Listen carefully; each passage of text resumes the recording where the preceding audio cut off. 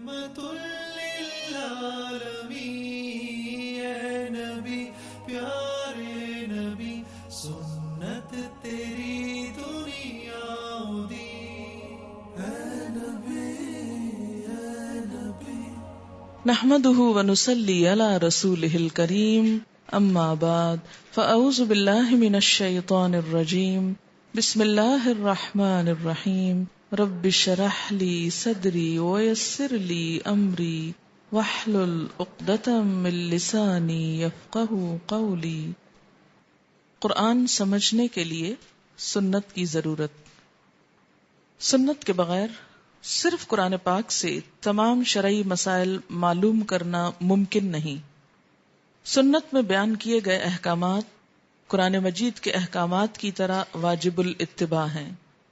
حضرت مقدام بن معدی کرب سے روایت ہے کہ رسول اللہ صلی اللہ علیہ وسلم نے فرمایا، لوگو یاد رکھو، الا انی اوتیت الکتابہ، کہ قرآن ہی کی طرح ایک اور چیز مجھے اللہ کی طرف سے دی گئی ہے، جس کا ذکر قرآن پاک میں بھی ہے، یعلمہم الکتاب والحکمت۔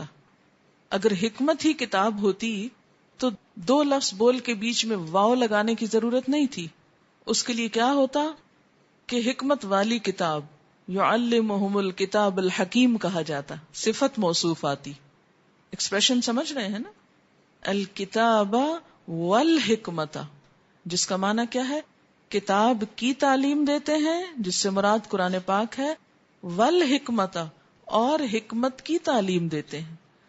وہ حکمت کیا ہے؟ اس حدیث کے الفاظ میں اوتیت الکتاب ومثلہ، یعنی کتاب اور اس جیسی ایک اور چیز، معہ، اس کے ساتھ ہی، یعنی اس قرآن کو سمجھنے کے لیے جو قرآن کے اندر نہیں اس کے علاوہ ہے۔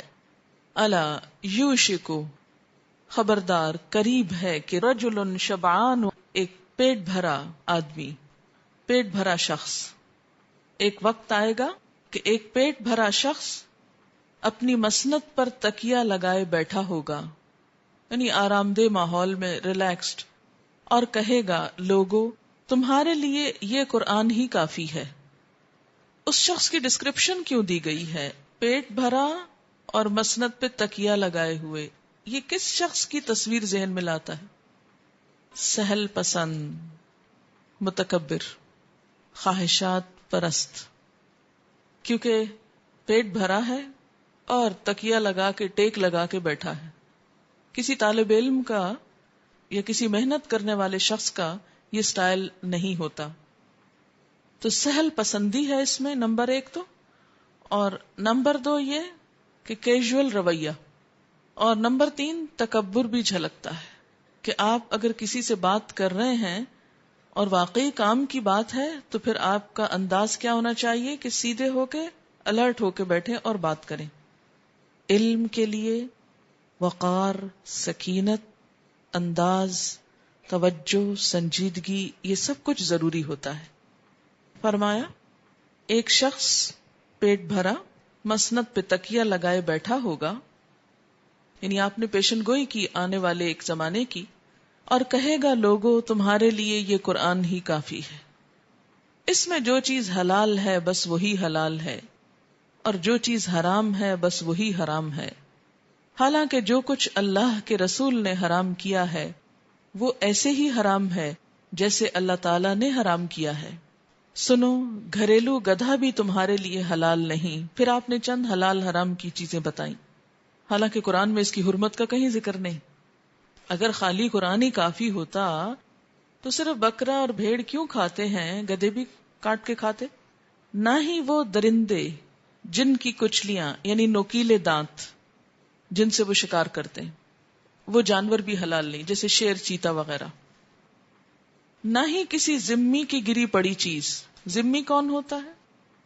جن سے جزیہ لیا جاتا ہے اور جن کی ذمہ داری اسلامی حکومت اٹھاتی ہے، جو اہل کتاب میں سے ہوتے ہیں، یعنی ان کی گری پڑی چیز حلال نہیں۔ کوئی یہ نہ سمجھے کہ یہ تو کسی کرسچن کی چیز گری ہے، اس لیے اگر میں اس کو لے بھی لوں اور اس کو دوں نہ تو کوئی بات نہیں۔ فرمایا کسی ذمی کی گری پڑی چیز کسی کے لیے حلال نہیں۔ ہاں البتہ اگر اس کے مالک کو اس کی ضرورت ہی نہ ہو تو پھر جائز ہے.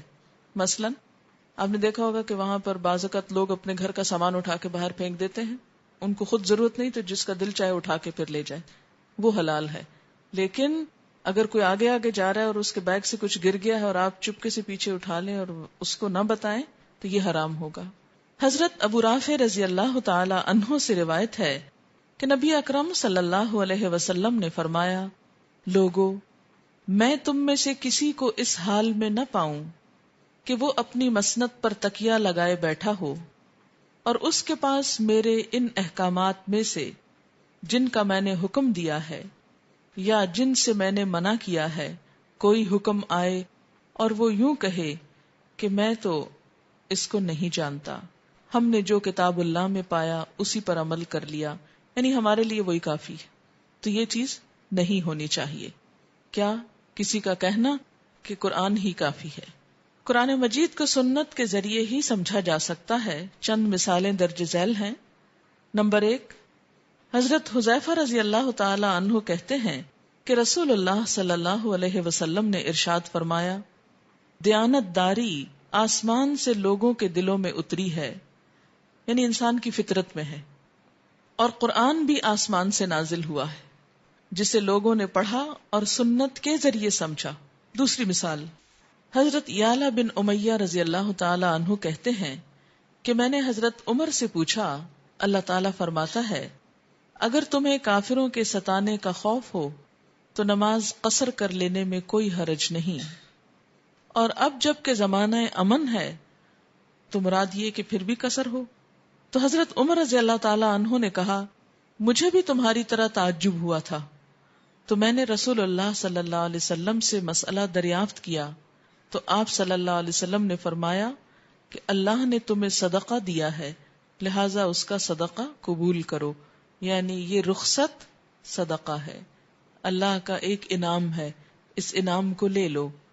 یعنی قرآن کی آیت کیا بتاتی ہے کہ قصر کب ہوگی؟ جب خوف ہو، یعنی خوف کا زمانہ ہو. ان خفتم ان یفتنکم الذین کفروا. لیکن اس کی وضاحت کس نے کی؟ سنت رسول صلی اللہ علیہ وسلم نے.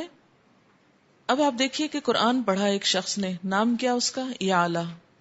اس نے تعجب کیا کہ شاید یہ آیت حضور صلی اللہ علیہ وسلم کے زمانے کے لیے تھی جب ہر سال جنگ ہوتی تھی، تو جنگ کے دوران قصر پڑھنا تھی، اور اب چونکہ جنگیں ختم ہو گئی ہیں اس طرح سے مدینہ کے اندر تو پھر ختم ہوگی نا، جب فتح ہو گیا سب کچھ، جزیرہ عرب مسلمان ہو گئے تو اندر تو پھر وہ چیز نہ رہی.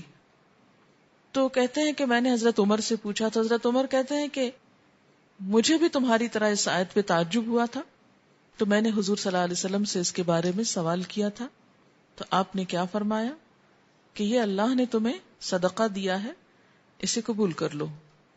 گویا مراد کیا تھی کہ امن کے زمانے میں بھی قصر کر سکتے ہو جب حالت سفر میں ہو.